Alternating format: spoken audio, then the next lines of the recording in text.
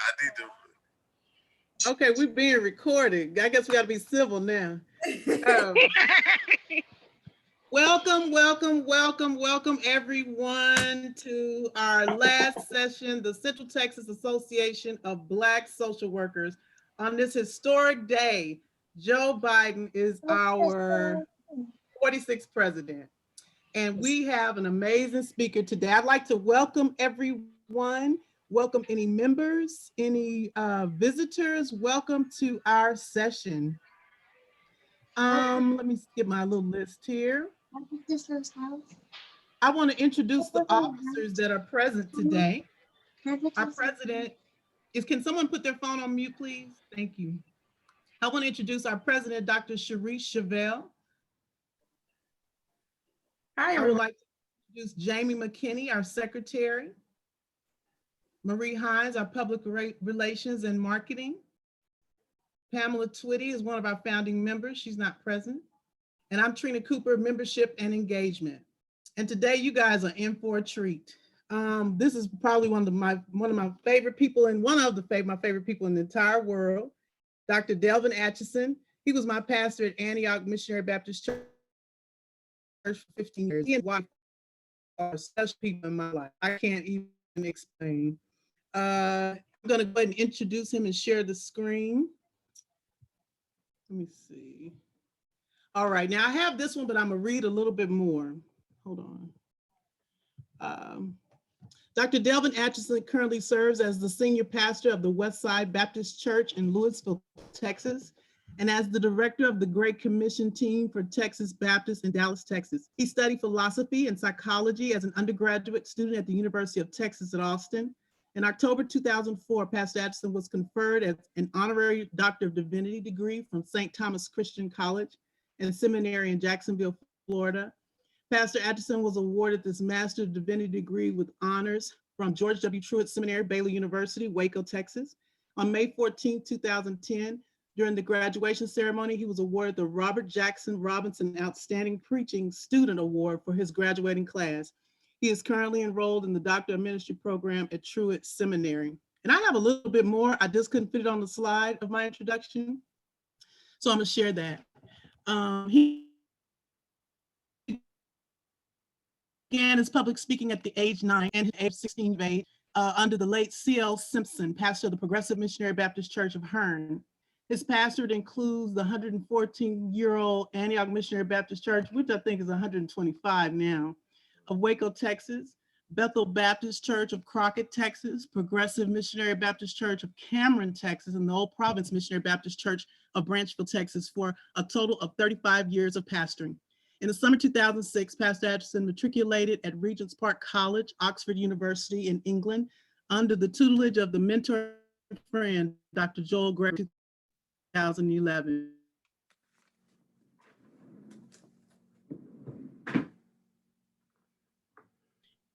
He returned to Oxford to participate in Italy at the Vatican in 2013. His major body of work centers around page to pulpit, an expository preaching and exegetical, I hope I got that right, sermon preparation seminar.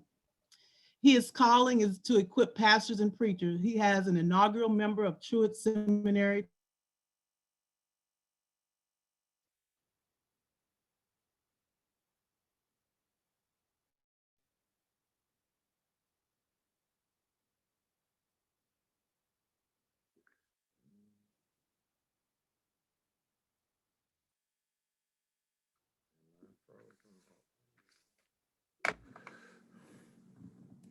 I believe Trinia is experiencing some technical difficulties. I'm grateful for that, and that's way too much introduction. Yeah.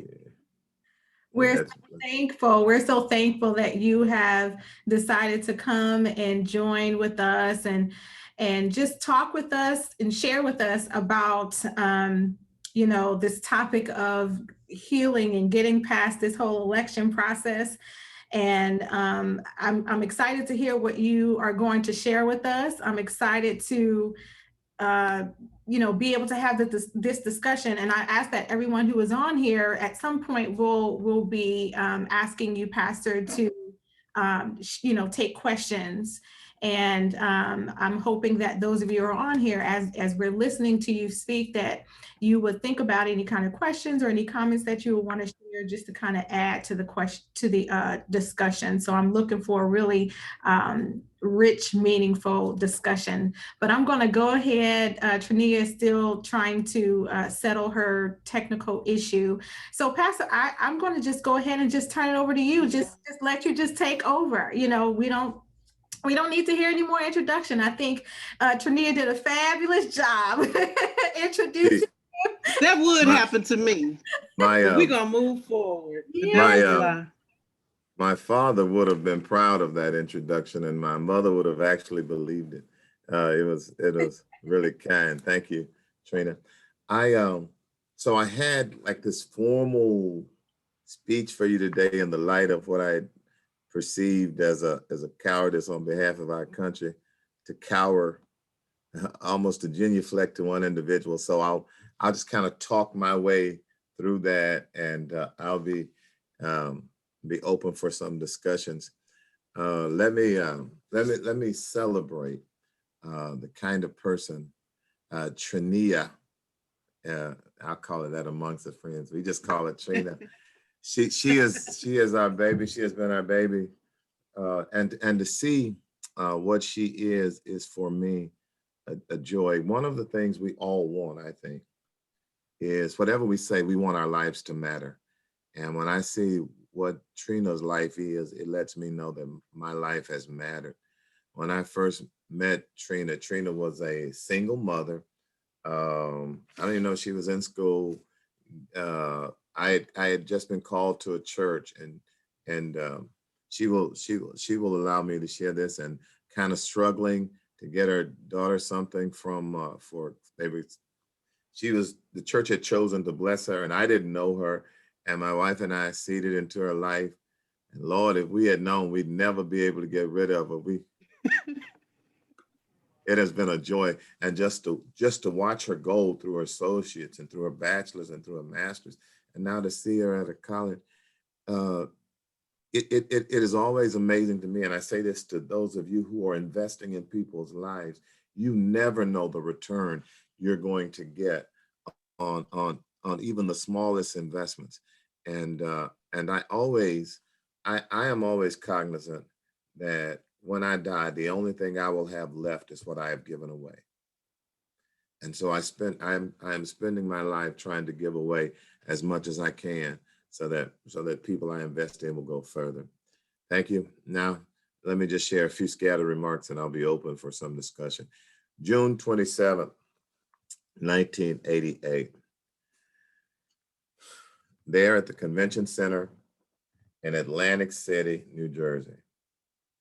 21,785 people come into the convention hall in what was considered the boxing match of the decade. On one side, there was this tenacious boxer who was defending 3 of his 6 titles. And only a few days from his 22nd birthday, he was the most tenacious fighter the heavyweight boxing division had seen in ages. He obliterated people. He had won 34 bouts in a row, 30 of them by knockout. His name was Mike Tyson. He was so tenacious, almost a bulldog. I had watched as he knocked Trevor Berbick through the ropes, literally into the laps of the people on the front row. On the other side, there was a boxer who had moved up from the light heavyweight, sort of a linear champion. He had beat a somewhat older Larry Holmes. He didn't possess the pizzazz of Roy Jones or the charisma of a Muhammad Ali, but there was no doubt that in the hands of Michael Spinks, there was fire. On one side, Mike Tyson, the other side, Michael Spinks. Everyone knew that Michael Spinks was going to lose, or so they thought. The bell rang, and as was Tyson's nature, he ran over and began to punch Michael Spinks.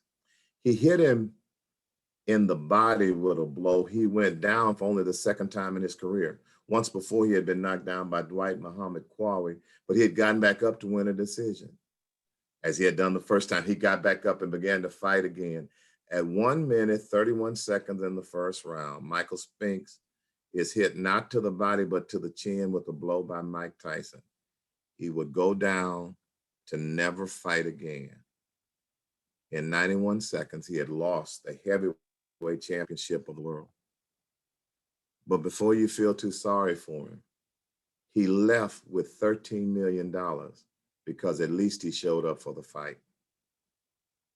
The reality is, in the face of what seems to be insurmountable obstacles, the one thing we've got to know is that if we're going to lose, we ought to do so in the ring and not in the locker room.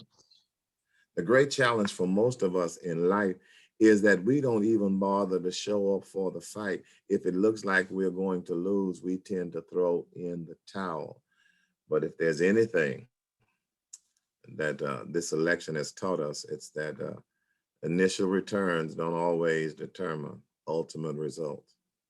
And you ought to at least show up for the fight. And I think that's the great legacy of the African-American people, is that we at least show up for the fight. If we lose, it's going to be in the ring and not the locker room. And I think that's a great principle for life. And whatever you do, whatever your calling is, your vocation in life, at least show up, because you don't know what help might be there if you show up. I think as we look at this election and what this election has done, I think what it speaks to, and what I hope to share with you, is to understand that you are a part of a larger narrative, that even though your journey begins with you, your story doesn't begin with you. That you are a chapter in a meta narrative that we have been fighting. And this election has been a part. It's just been a chapter in what I think has been almost the salvation of our country, that Black people have been trying to redeem this country. When we look at this election, I think we got to look at it as what's really been happening. And those of you who are social workers, y'all know all the big fancy terms. So forgive the simple journeyman preacher as he shares his observation. Do you know that after 4 years of corruption, hatred celebrated and empowered, I mean, where prejudice has been empowered, misogyny, xenophobia, whatever it is you can think of, that more people voted for Donald Trump this year than they did 4 years ago, after they got to see what he was really like. That's second only to, he has received more votes for president than any other person except for Joe Biden. More people voted. And I think what has to happen is that there has to be this racial reckoning, that if America, and if you're going to deal with people, how do we get back after the election, I think is what my challenge is. I think you got to be honest with what this election really does. Because for many of us, when Barack Obama was elected, we thought America had reached her place where she was post-racial. That was the thing I kept hearing. But what the election of Barack Obama did was showed us what America could be. What the election of Donald Trump did showed us who America really was. And what we've never done is we've never faced the reality. And if what you don't face, you can't fix. And America has to come to this place of racial reckoning. And we keep trying to have a racial, we keep talking about racial reconciliation, when in reality, our white counterparts don't want to have racial recognition. Because if you don't recognize that even that we are the same, right? Even if I'm other than in my hue, I am not less than. And what has happened in America, and I've worked with white evangelicals where 88% of them this time went for Trump. Even the way they approach missions and ministry had to do with that. In order for you to become a Christian, you got to be like Americans first, because most American Christians pledge allegiance to the flag before they dig to the cross. And so what they've done is they approach everything with a sense of colonialism rather than evangelism, that you be like us and then you can be different. And I've said this in seminaries across the country and to preachers across the world, that there is nothing when you see in white seminaries and white evangelism that affirms African American spiritual formation, because you see what I do as cute, but you see it as less than. And what ultimately happens is that when you see something or someone as worth less than you, then after a while you just take the than you off and they just become worth less. And so that's the reality that America is having to face, that we are not less than. And for those of us who worked in predominantly white organizations, our reality is that we've got to come to the point where we no longer see ourselves as in order to be a part of the culture, as to be a part of the melting pot. I don't buy into melting pot, because whenever you melt something, it loses its property. I'm convinced that America is a salad bowl where if the olives stay back and the tomatoes stay red or orange, the lettuce stays green, then by us, the dressing is what gives it the flavor. And don't take away and don't allow ourselves to lose what we have. And so I think what this election has done is it has caused America to deal again with that racial reckoning. Like I said, y'all, can you believe that 70 million people would vote for Trump? And I'll tell you why. It's because Donald Trump isn't the beginning. He's the manifestation of a hatred that has festered. And when Barack Obama was elected and they allowed him to be disrespected, you think about it. Here is somebody who is a constitutional scholar who teaches constitutional law, and they only allowed him, they wouldn't allow him to pick a judge with a year left, but you go let somebody who's a reality star pick one with 2 weeks left. If I was at church, I'd like somebody ought to wave, wink, bob, snaps, do some cough if I'm in this house. And he becomes the manifestation. And what we've seen, and what I hope you help us, I saw a collective cowardice in this country because we disguised it as fairness. And we tried to make his abnormal behavior be normal and say, well, you got to do the same thing. No, this is not normal. Grabbing women, that's not normal. To say that racism is good on, but that's not normal. I'm not called to be fair. I'm called to be truthful. And I think a part of us, part of your calling, if we're going to get back to a sense of normalcy, is we got to have the courage to call what this really is. And I think my biggest challenge, and I'm gonna move on for discussion. One of the biggest challenges I had with our former president, our president now, is that a guy named Frederick Buechner, who was a theologian, said that one of the things that distinguishes human beings from animals is our ability to talk, our ability to communicate. And so Buechner says, whenever we lie, we become less humane, because what we do is we cheat our ability to be above the animals. And so if we deceive that, we become less humane. And without question, this has been one of just this constant lies over and over again has made him less humane. Now, let me tell you what this election has done in my estimation. For years, African Americans we've been told that the Latinx community is going to replace us as the premier minority. And it's always been the way of European to set minorities against each other.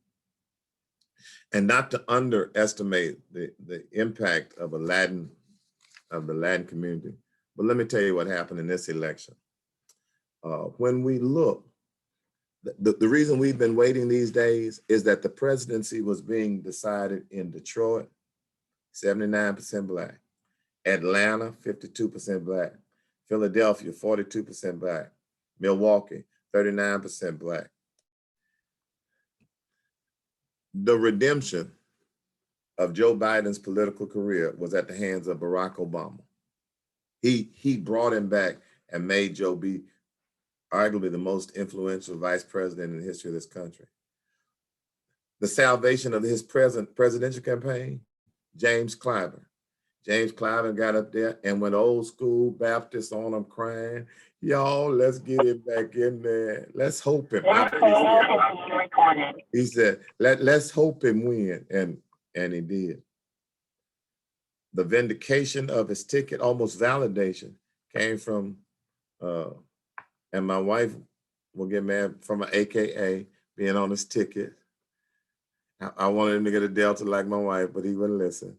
But there was a Delta, another sister, Kamala Harris, but then Stacey Abrams, who is just from HBCU herself, Spelman, University of Texas MPA, a JD from Yale, turned Georgia around, and literally the control of the US Senate is going to be based on how they mistreated her, and rather than her salt, she turned that around and turned her defeat into a larger victory for the country.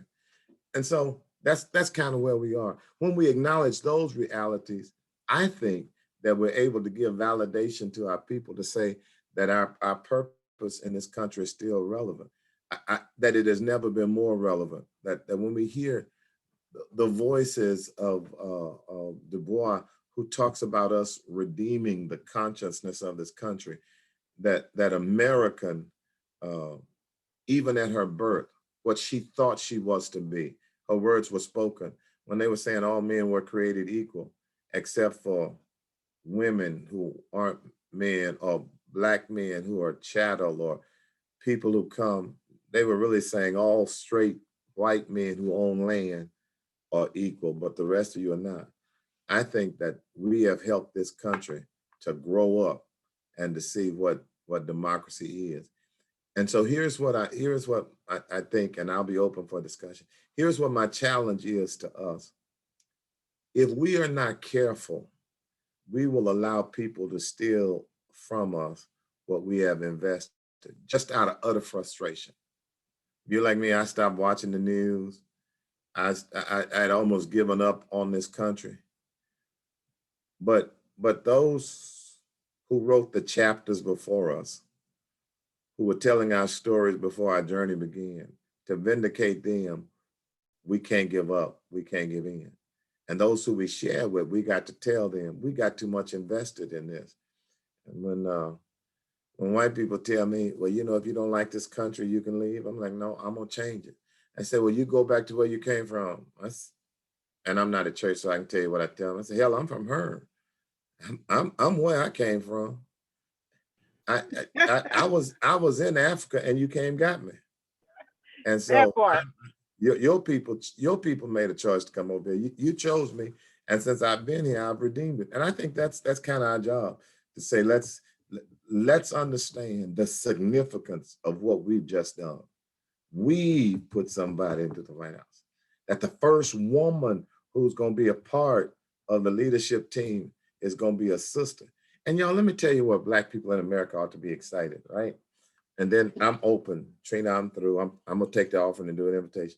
Let me tell you why I think you know why African Americans ought to be excited? Because even though we say Barack Obama was the first African American president, Obama was really African, and his American parent was a white woman. He picked us. He said, he grabbed a sister. I mean, in a show enough sister. I mean, show enough, thick lips, big hips sister, who neck working sister. And then Kamala Harris, whose father was from like Jamaica or somewhere, and her mother was Indian. She picked us when she went to an HBCU, when she picked a Black sorority, she chose us.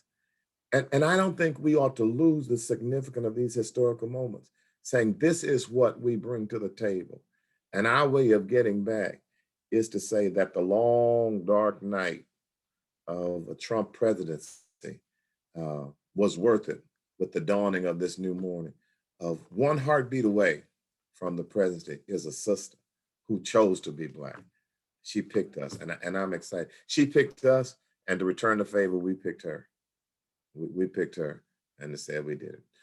I'm open for discussion. And let me say this in conclusion. I do want to say this to you. Since I started with a pugilistic analogy, I guess I'll conclude with another story. My favorite movie is one of my favorite movies is Rocky, and they're on like Rocky 9042 now. They gave so many Rockies, they had to start using another last name, right? They had to start using the creed. But here's why I like Rocky. I like Rocky because no matter how much Rocky loses, in the end, he wins. And the reason, I've seen him fight Dolph Lundgren, I saw him fight Action, I saw him fight Carl Weathers, I saw him fight Mr. T, saw him fight Hulk Hogan. I mean, Tommy Morrison. And the reason that Rocky wins is that it's already been determined in the script. The writer says he's going to win. And it doesn't matter how bloodied he gets, how beat up he gets, in the end, he wins. And I think that as we listen to those voices, Carlyle, the arc of the moral universe is long, and we accredit that to Martin King, because it reminds us no truth can live forever. James Russell Lowell, the arc of the moral universe is long, but it bends towards justice. The script says we're going to win. So we just keep fighting. But here's my favorite Rocky thing. When Rocky has raised Tommy Morrison as his son and kind of raised him, and Tommy Morrison turns on him, well, Rocky is in a fight with him and he's knocked down. Mickey Goldblum, his manager, has died really in one of the previous movies. But while Rocky is down there waiting to give up, his spirit comes back and he says to him, get up, you bum, get up and fight. And I think what has happened to us is that the spirit of our ancestors spoke to us. We have been knocked down for 3 years. We have been discounted. People saying we have had to have people who thought not that we were other than, but let's stand. But the spirit of our ancestors told us, get up, fight for our heritage, fight for our destinies. In the words of Armistead, we had to fight that they would give us the free. We fought for the free. And that spirit made us get up and fight. And whenever we're tempted, my challenge to you is just don't give up in the locker room. At least show up in the ring. You never know how it's going to turn out. I'm open for this. That's a word. That's a word. Now all we need is a song. Listen, and pass the collection plate. Look, amen, amen. You done helped somebody today. Yeah, you didn't help somebody today. That's why I know that. My father-in-law said, you done hope somebody today. Hope, man.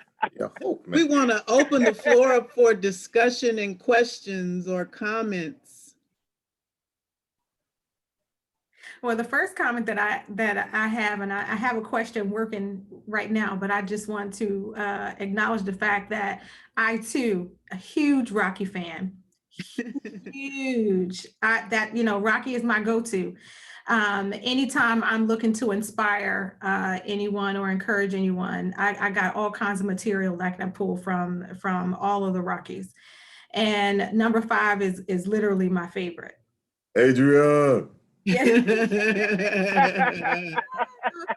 My favorite. Not just recently, there's a compilation of kind of Rocky messages, if you will, that I pulled down offline to encourage my students. I have about 40 something students that are at the last point of their program, and they have this big capstone that they have to do, and they're all like, I can't do this, I'm wanting to give up.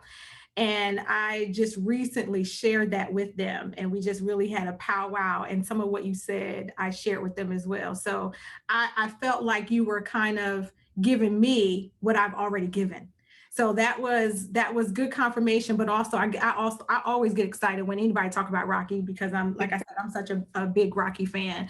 But with regard to this idea of restoring, and I think I heard you use the word reconcile. I think I was listening to the news yesterday, and one of the news reporters, I think, said that, you know, Joe Biden has to consider the fact that of course, there are people that are celebrating. You know, there's a lot of joyous celebration going on right now because of his win. But there is also a lot of people who's hurting, you know, who's angry and who's looking to heal. And I thought about that because that was me 4 years ago. I was distraught. The day I was like almost aimlessly moving about the earth, like what just happened? Am I living in, is this reality? Like, is this real? I'm like pinching myself, like, is this really happening right now? And so for a while, I could not get myself to the reality of what was going on. And of course, all that we've endured over the 4 years, it was weighing on me. And so there's this process of healing from the 4 years, but then you have this group of people who feel like it's been flipped on them. So how would you look from a African-American perspective, our own community, because there are some of us who have, like you said, kind of given up. You know, I'm tired of pressing. I'm tired of trying. Every time I try, every time I press, you know, it just doesn't work out. Nobody cares about our community. You know, no matter who's in the White House, you know, we're always going to be overlooked. And I guess the question that I have for you is, what does this idea of restoring and this idea of reconciliation, what does it look like, you know, for the African-American community, not with regard to other ethnic groups, but just with regard to ourselves? Because I think within ourselves or within our own community, you know, there's a need for restoring and there's a need from reconciling, because I recognize that we even to each other to some degree, you know, have created these kind of divisive Right. Right. So what does that look like for our community? That's a great question, but let me start with one of my convictions. And one of those convictions is that don't equate the anger of people who desire to see hatred win with the hurt of people who, the pain of people who have historical validation of what hatred has done in their life.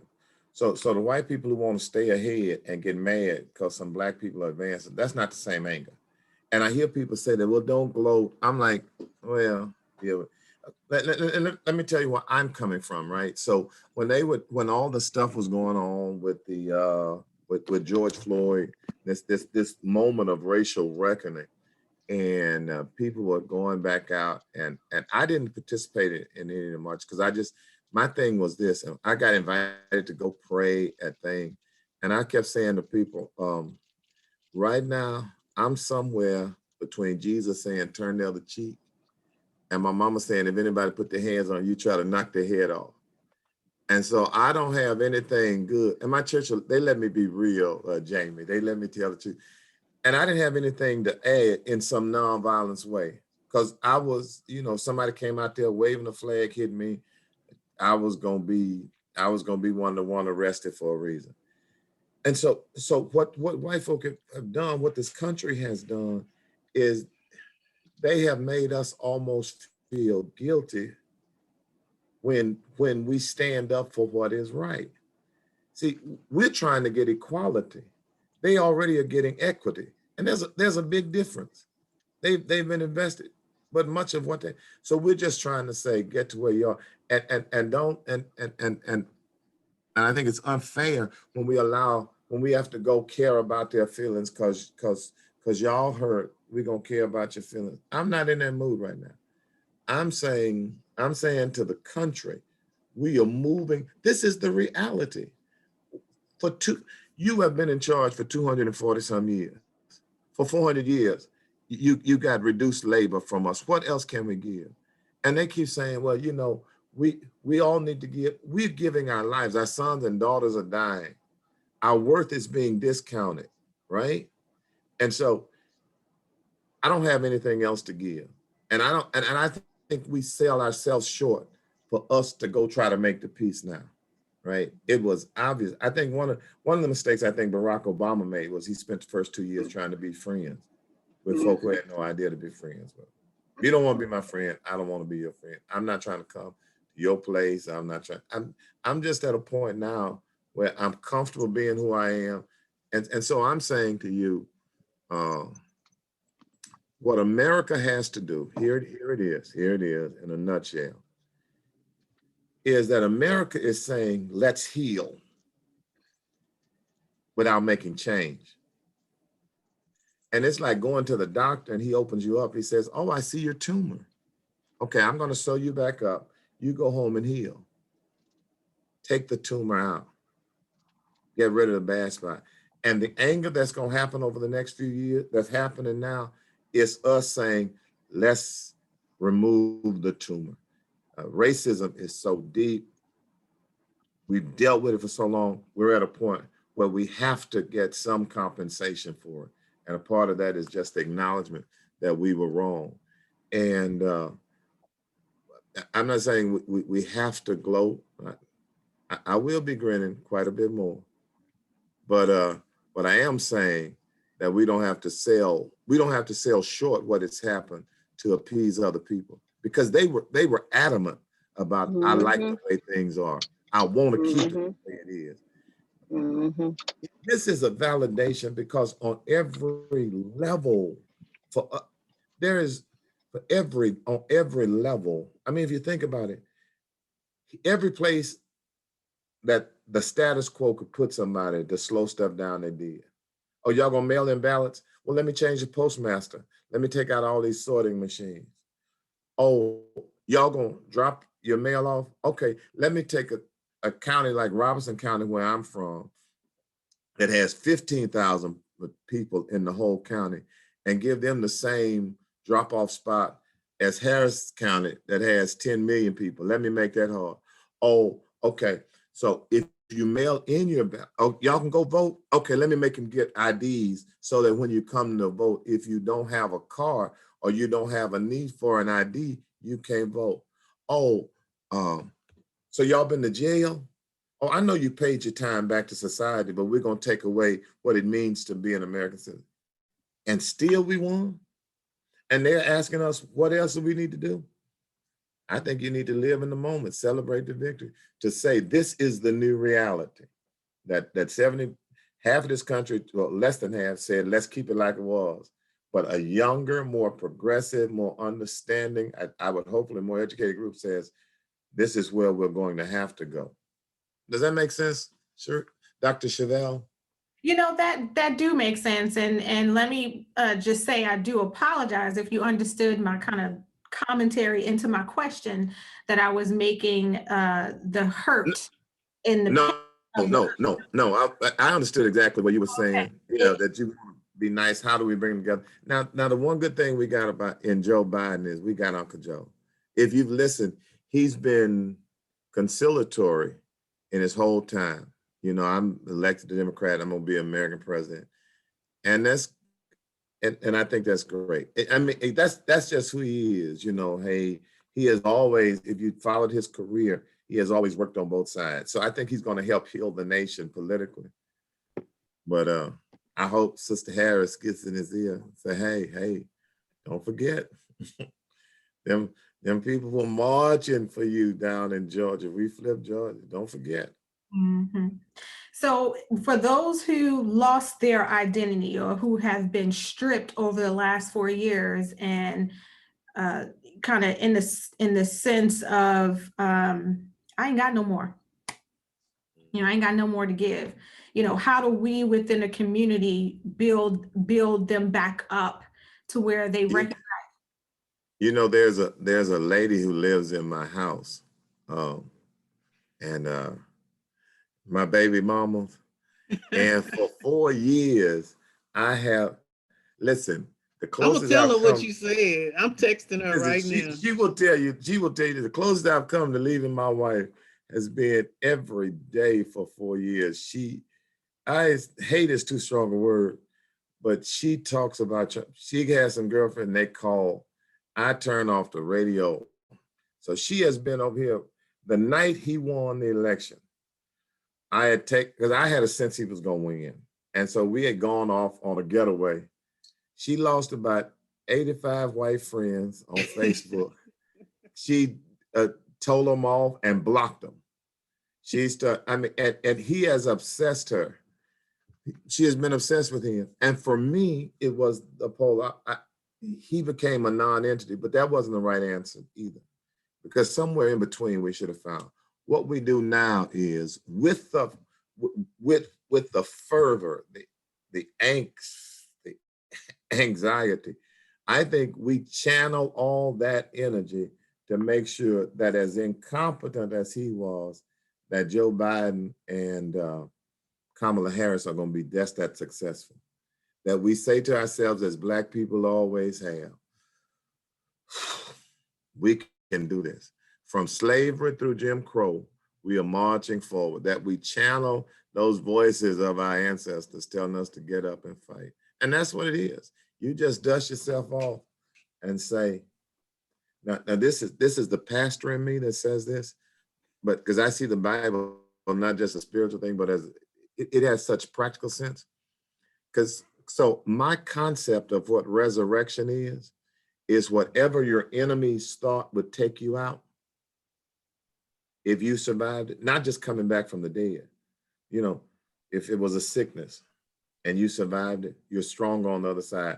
A divorce, you survived it, a loss of a job. Our thing is, this is our resurrection. And you're always stronger on the other side. Because with everything that tried to break us, we didn't. If we could thrive, and we did, many of us, with somebody who we knew was against us in the White House, with nobody on our side, now that we got a friend there, we ought to be able to blow up now. Yeah. I mean, it's our day. Yeah, I'm finna grin. I'm gonna go plant some flowers. I have a statement I don't and a drink question. like Trina, but if I did, I'd go have one right about now. No, you did call me out. I'd have a bottle. I'd pop a bottle right. I'm gonna go find some communion wine, and we just gonna all pop it right now. That's right. Cocktails. Communion wine. See, my pastors are the real deals. I think that Angela had a comment. Angela. Hello. So I really enjoyed your message. It was very fulfilling. And my question is, as a whole, we look at this point as if we won. But I look at this as today the fight starts. Um, the word says, "My people perish for a lack of knowledge," and we have to be the ones that educate our children and continue to educate our children. When I look at the way things have changed over the years, I think that we have stopped doing our front porch education. There was a time when we all came together and we sat on the front porch. I'm from the South, deep South Louisiana. And we sat on the front porch and we taught our children. We taught our children what to look for, how to act, how to behave. And as people of God, we have come to the point where we look at our youth and we say, oh, that's not my business, that's not my problem. And we know that in historical times, how places like Wall Street, Black Wall Street came into being because we as a people stayed together, came together, lived together, prayed together, worked together, made money together, and taught our children how to do it. So as a church community, how do you see, because I know that all pastors and bishops and across the board come together with annual meetings and teach one another. What are we going to teach our children from here and now in order for us to stay together, pray together, and advance together? Because the fight starts now. Well, let me say, yeah, hey, Kusan from down in Louisiana, but the reality is that those days that we lament, that we're not gonna have those back, and we can sit around hoping for them, wishing for them, but they're not coming back for a number of reasons. One is our culture is far too mobile. People just move. We're not, and blacks are not a monolith anymore. I got Republicans in my church. I got people who far more identify with the Republican Party than they do with blacks, than they do with the Democrat Party. So we don't have one voice, but I tell you what we do have, and it's not all dependent upon the church. I think we have people who are calling us to diligence, and two things I want to say, and one is we have this reality that is not like it was, but that doesn't mean it ain't gonna be right, if that makes sense. There are really two movements that are spoken from the streets that the church has not controlled, and so we really have endorsed them. One was hip hop. It didn't start with us, but it made a cultural shift, and so a lot of blacks, because it didn't start in the church, didn't ordain it. And then the Black Lives Matter movement. What gives me hope is that our leaders are not coming from the top, like the Martins from the church, or the Malcolms, the Joseph Lowrys, or the Du Bois, the talented 10, right? We're not getting those that is coming from the groundswell. Our children are speaking up, and I think to our peril and our regret, if we let the media say that our children are gone, or we buy into that narrative that our children are gone. Black Lives Matter changed the world. The death of George Floyd, who no one knew unless you followed music, that he was doing some tapes around here. You didn't know, changed not America, the world, because our children had in them, they were the next chapter in that narrative. So I want to say, be encouraged that they're going to do it, that they are making that change, that they are the difference that I think our country needs. The other thing I want to say is that we celebrate and then go back to work. Because here's what happens. If we celebrated the election of Barack Obama, we got it. But while we were celebrating, forces who didn't like Obama, whatever party you're from, start working to gerrymander so that they can control the Congress. So they say, okay, we'll give you the president, but everything he sends in, we're going to stop it, because we've drawn up these congressional lines where he can't control the Congress. And we got slack because we had arrived. Hey, we here, let's be in the moment, da-da-da. I think we ought to celebrate. We ought to party now. And as soon as we get them elected, I think we ought to have a throwdown inauguration. I think all y'all ought to be up in DC. And y'all watch Trina for me when you get there. I think we ought to have a major throwdown. And as soon as we get through with that week, we come back and say, now how are we going to start getting ready for the next 2 years? Where are our congressional districts going to be? Who are the people who will hear our voices? Da-da-da-da-da. And don't allow them to separate us by ways, because they're going to seek to divide us. I was in a group a group in Waco. I came to Waco to speak for the black something. It was white and black people talking, and they were talking about Black Lives Matter. And number one, I had to call out a white man, because every time somebody would say something, he'd say something, and I said, listen, I make a living speaking. I don't need you to speak for me, and I don't need you to discount what I'm saying with the cloak of Christian. Well, where's Christians? But I came to Waco and I made that. And one of the questions they asked me was about Black Lives Matter embracing, saying queer lives matter. And how can you as a Christian say that? I said, I am for all lives matter. Don't let them separate us because of what some religious convictions be. God is concerned more than just about abortion and gay marriage. He's a bigger God than that. And they will try to say that you can't be a Christian on that. So that's a long way, Angela, of saying that that I think our future is in good hands, because I think our children have seen that what COVID did is it made the whole world see what we've been on the whole time. They could escape it being busy, but they had to stay home and watch our sons and daughters die and to see the need for racial healing. All right.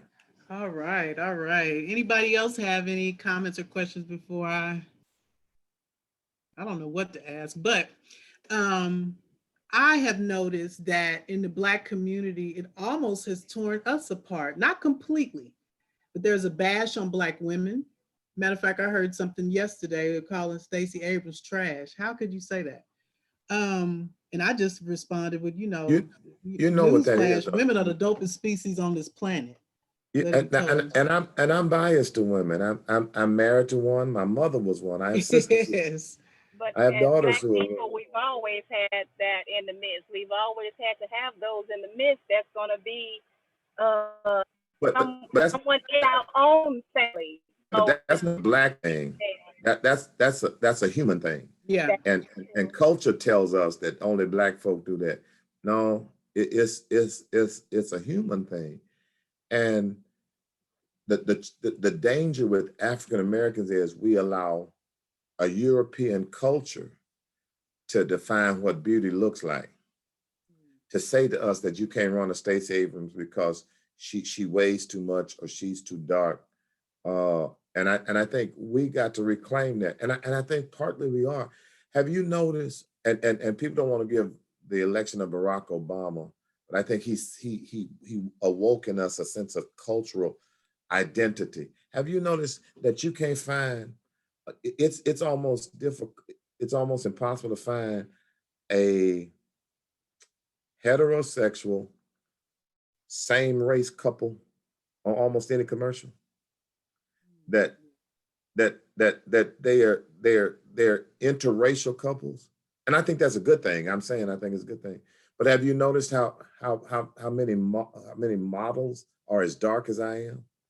And you almost never saw models being done. How they celebrating big hips, big lips, wide noses. It's when we start to say, I like the way I look, that I look good, that they start to celebrate. And what happens with a Stacey Abrams is you'll get somebody on there and they'll say, well, she don't look like, listen, I'm trying to pick a leader. I'm not trying to pick a girlfriend. And we go in with that and we let them get away with it. And I think it's time we start calling them out. I think, and let me bring this back some because you're recording this and I don't want I think we got to start to a lesser degree, be like Harriet. Listen, I'm going toward freedom. Now, if I think you're going to tell, I'm going to shoot you and leave you here. But we are marching towards freedom.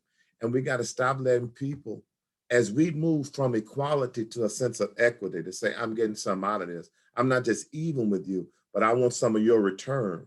If we get to that point, we got to start calling each other. I say, hey, come on back. That's not the Yeah. And I'm not, and I'm not going to sell it out for the sake of peace. We're kind of fighting it from two ends though, because we have some that have accepted that. They have accepted that if you look like you white, talk like you white as a Black person, that's the way you're supposed to be. We have some Black people that have accepted that.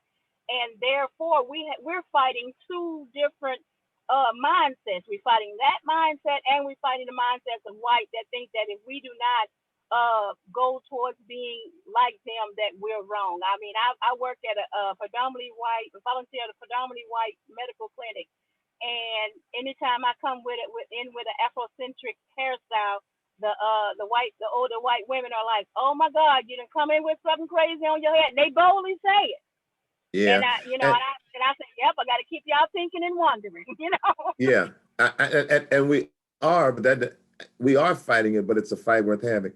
When I worked at Texas Baptist, Texas Baptist is 134 years old. It had 5,400 churches. And in that 134 years, they had never had an African-American as a director on the level that I was. 134 years. They had almost 1,000 Black churches and never once had a Black director. And so I went in. My whole staff was white, right? And so most of the preaching that I did, 70% of my preaching was done at white churches. My whole staff was white. And I called all of them in and I said to them, I said, because I'm a tall African-American, I said, I have a heavy voice. And because my complexion is dark, I am passionate about what I say. And I said, because of that, often your culture will perceive me as being angry. So I want you to know that to help allay that fear, I use humor. But just because I'm laughing, don't think I don't mean what I say. I am serious. And I just think it's our responsibility it's not our responsibility to train them, but it's our responsibility to not allow them to project on us what their perceptions are.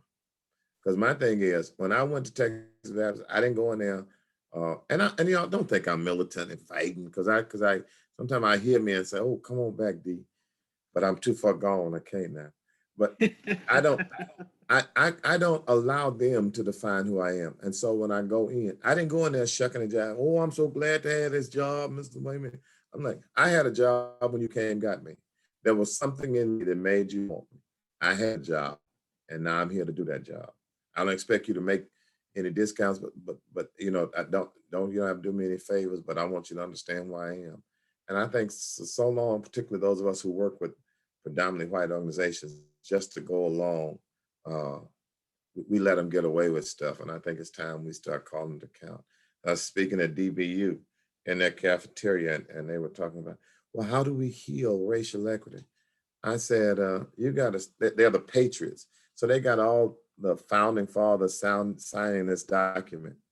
And I said to them, you want to ask me, how do we heal? And you've got this monument to slave owners right here. And it never once dawned on you how I might feel to see people who own my ancestors. I go preach at white churches, I was telling you.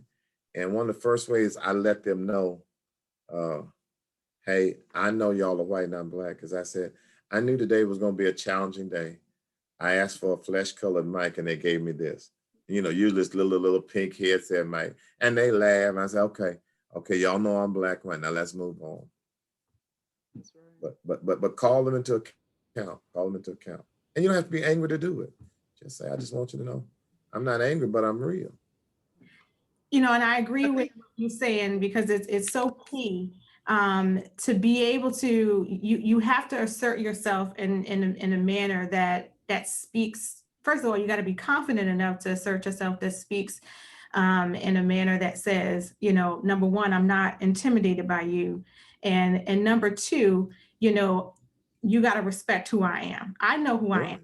And, you know, I require that you respect me for who I am. And I've had similar situations. Of course, I probably have stories for days, but I just recall while you were talking, I recall a situation, I got a position at a University of Missouri. I won't say the name of the university, but I got a position at a University of Missouri, and predominantly white, first Black faculty member on the team.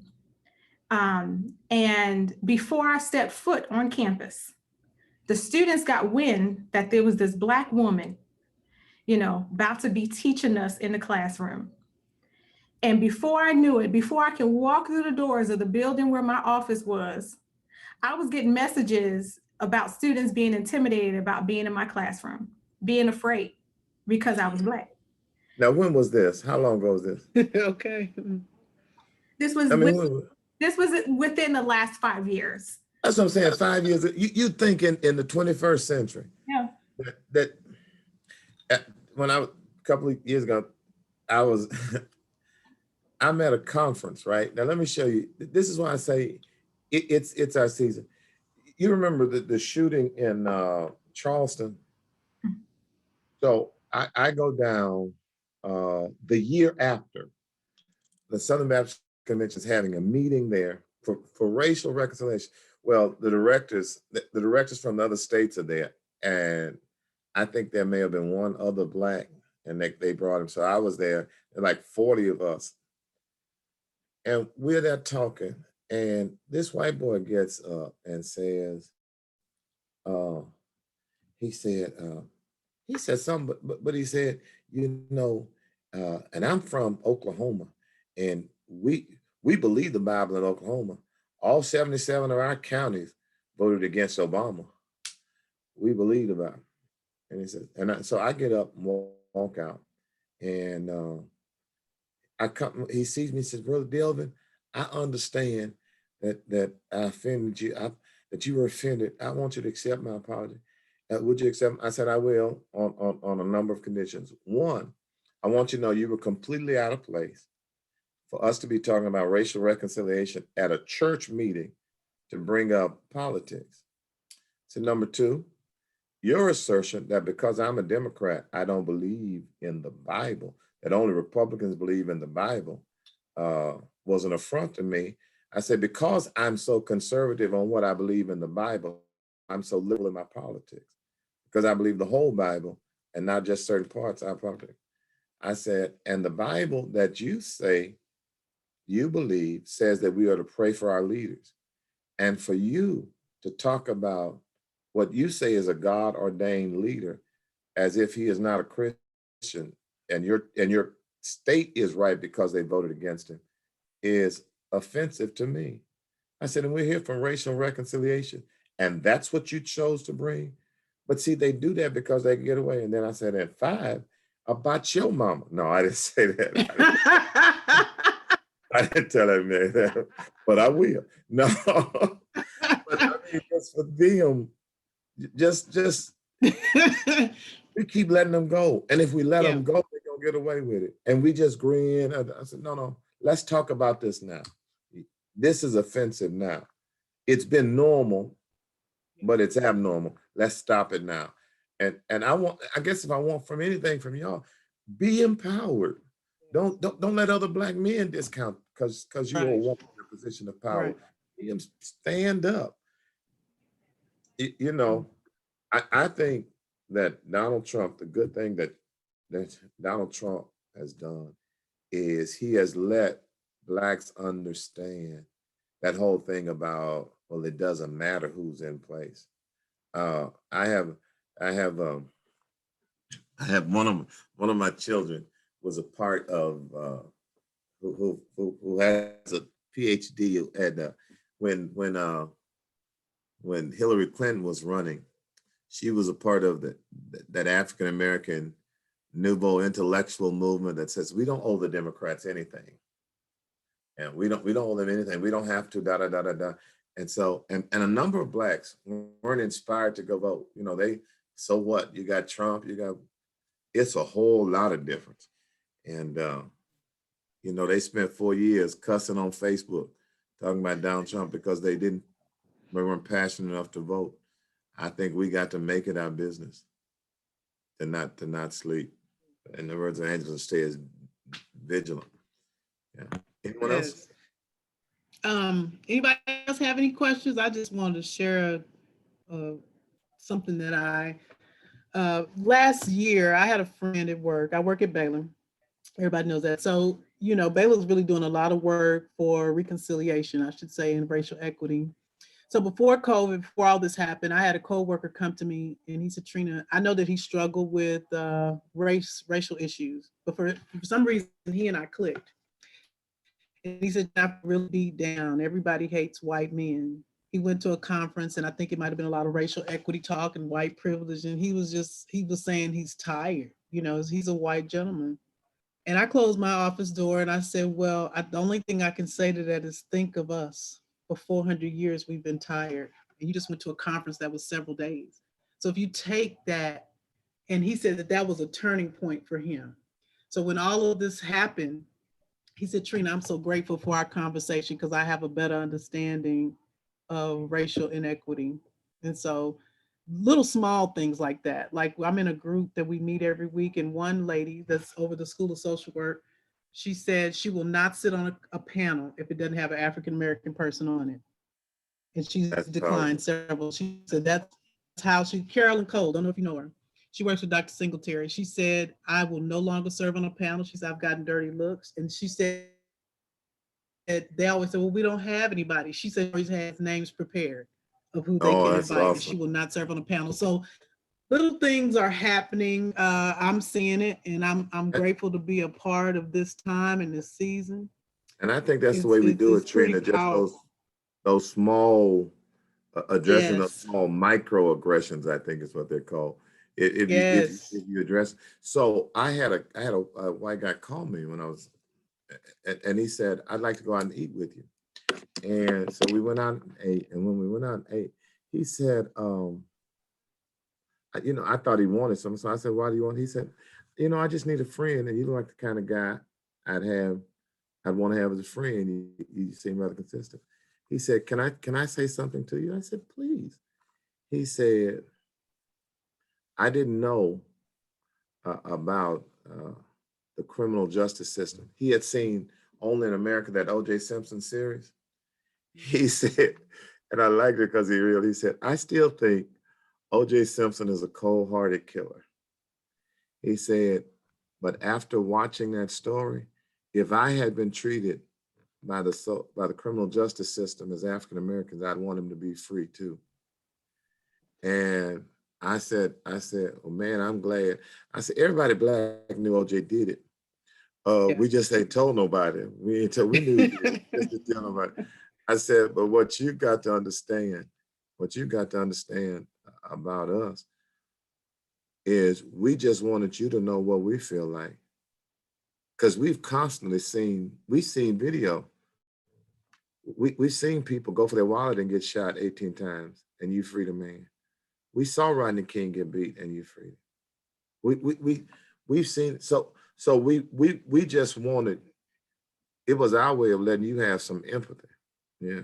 But that's for him to say, if I had been treated, I'd want him to be free too. I thought it was powerful. And I really think that's the way we kind of changed the country, is a heart at a time. Freeze. All right. Any other questions? Because now we'll move to a different area of our agenda and our program. Pastor, you have always, in your awesome way, knocked it out of the park. I always enjoy hearing. You're kind. Hey, y'all, check out our church. I'm gonna put up our. We have only the best church ever. No. He actually has a beautiful edifice in Louisville and celebrated his. Sometimes I want to say inauguration, but that's not it. What we call installation. Yes, and WBCchurch.org. I'm the only Delvin Atchison in the world. You can hit me up on Facebook or YouTube. I'm on Facebook. Trina has my email address and my number. If I can help you all anyway, let me know. Okay. All right, love you, Trina. We love you. Thank you so much. All right, bye, ladies. Pastor, take care. All right, Doc. You quit bothering them white people in class. Quit going in there being rocky, intimidating people. Bye-bye. Bye-bye. All right. So at this time, we're going to ask Jamie. Jamie normally does our introduction to membership and gives an invitation and gives all of our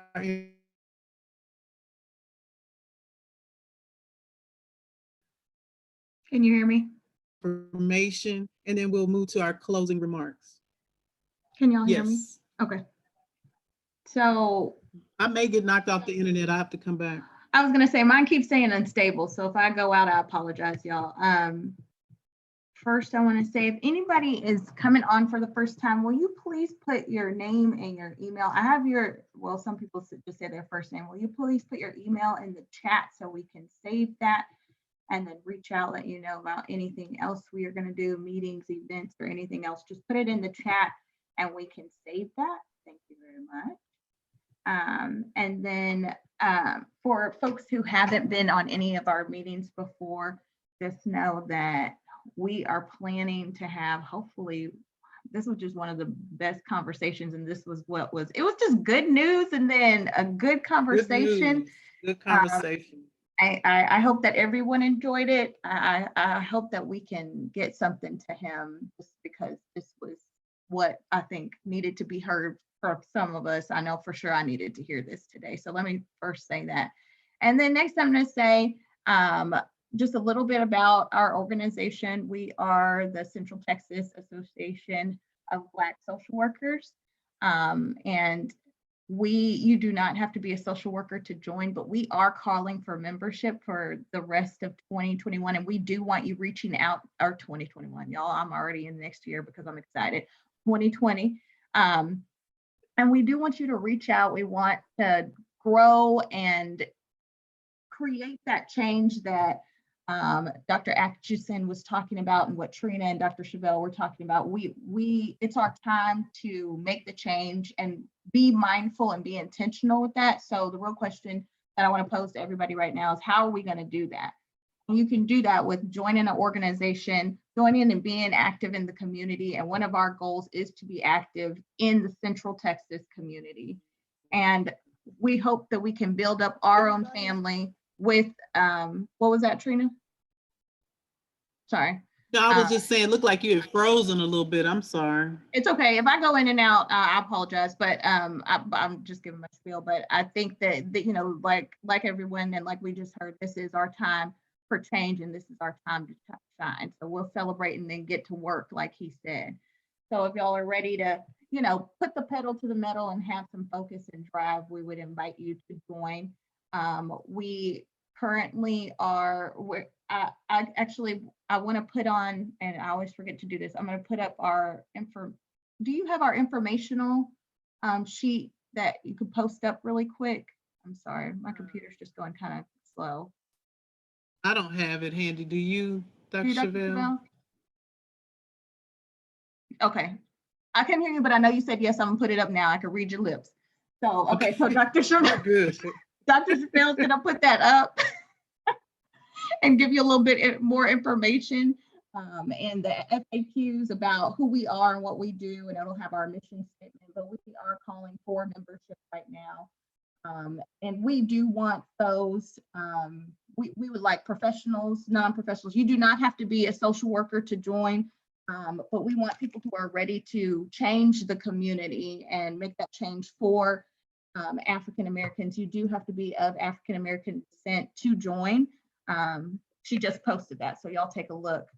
But we are wanting to make that change. And I think the best part about our organization right now, as we're growing, is that you will be able to give your input. We are focusing on leadership and creating leaders. And we really want, thank you, Angela, for that. I really want a variety of people with a variety of perspective and background to come and to be a part of what we are and what we will become. And I'm hoping that, I'm reading, Kelly. Oh, hey, Kelly. I'm glad you're here. I don't think we had heard you speak earlier, so thank you so much. Keely. Oh, Keely, I'm sorry, Keely. Thank you, Marie.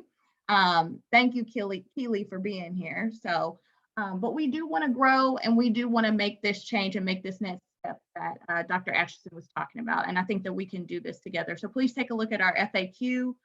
Know that we will not meet again until, it's February, until February. Yes, it'll be February.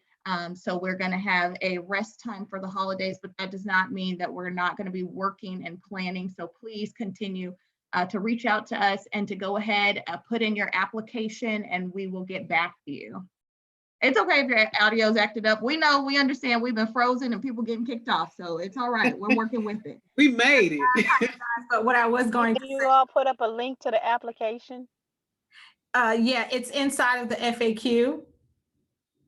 It's in the FAQ. So if you look in the FAQ, you get the link. But I have your email, and I'm going to send you an email, and the email will have a link in there as well.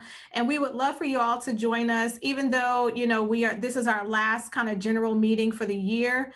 We are going to be doing work over the course of the break.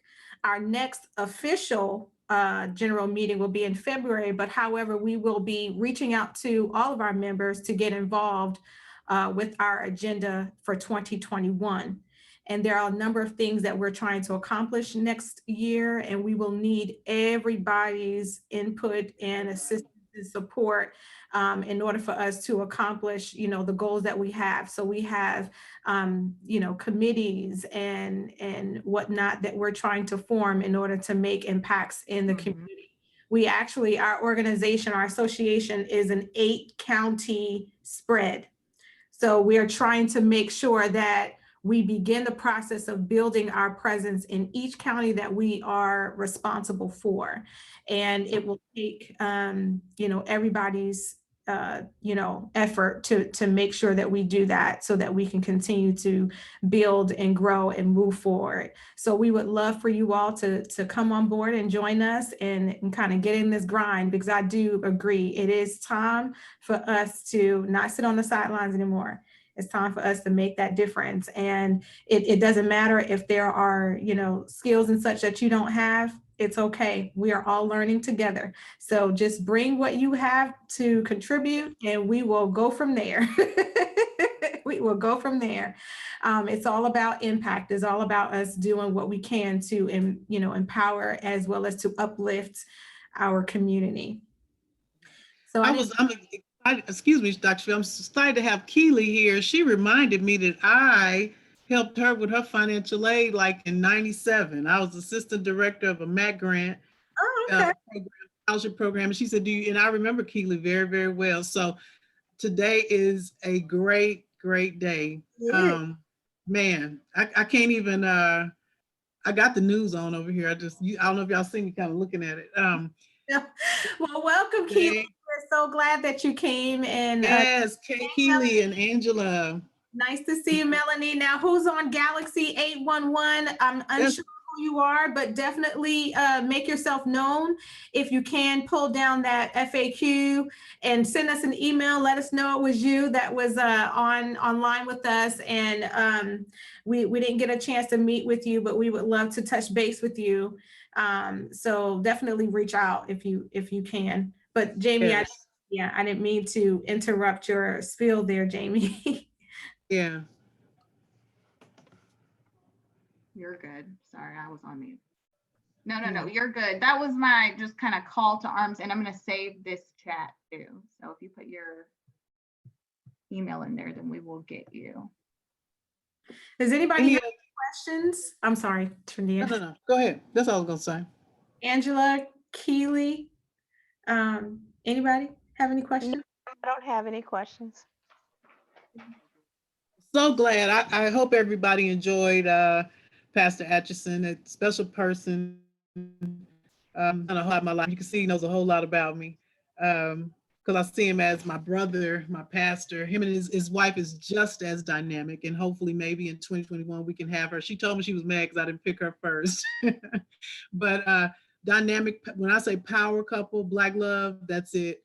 They're an example, and it's so funny how life works out. She was my advisor when I started in college as a junior college, and she helped me, and he and I got our masters at the same time, so we were always in competition. But I'm excited about today. I'm excited about the message, and we have to continue to remain positive because I hear a lot of negative, but today is a good day. I hope I don't go out in public and some people gonna be upset, but I don't care.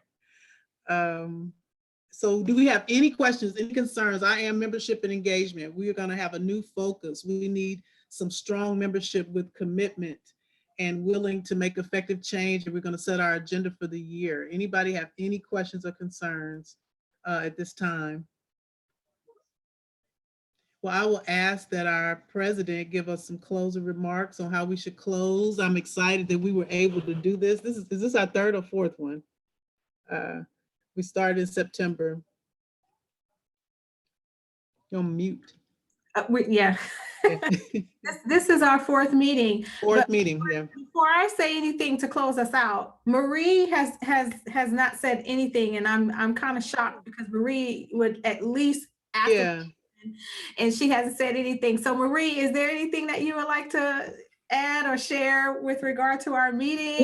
What do I normally say? I'm confused. You usually have a question or comment. No, it was just an open discussion. I didn't really have anything to ask or anything. I'm just happy. Okay. Happy. Today is a good day. Today is a good day. Today is a good day.